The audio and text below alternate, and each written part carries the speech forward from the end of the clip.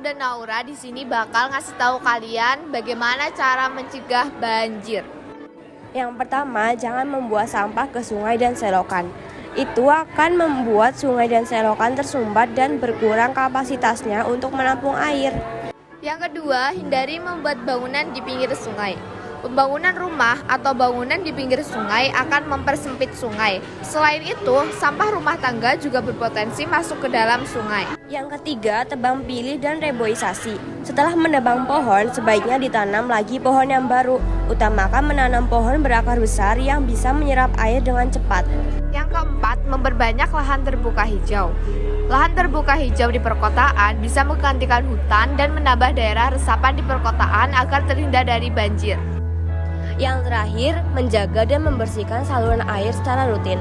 Hal ini bertujuan untuk memastikan bahwa saluran air siap menampung jika curah hujan meninggi sehingga tidak terjadi banjir. Itu dia cara mencegah banjir yang bisa kita lakukan. Semoga kita semua terhindar dari banjir ya.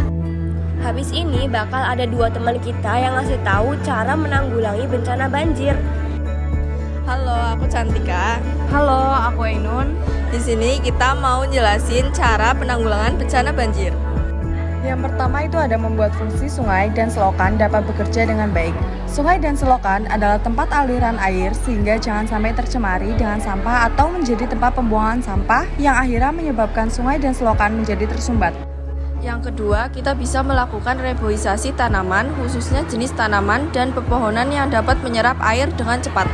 Yang ketiga itu ada memperbanyak dan menyediakan lahan terbuka untuk membuat lahan hijau untuk penyerapan air. Keempat, berhenti membangun perumahan di tepi sungai karena akan mempersempit sungai dan sampah rumah juga akan masuk sungai. Yang kelima, berhenti membangun gedung-gedung tinggi dan besar karena akan menyebabkan bumi ini akan semakin sulit menahan bebannya dan membuat permukaan tanah turun. Terakhir, kita bisa menghindari penebangan pohon-pohon di hutan secara liar dan juga di bantaran sungai.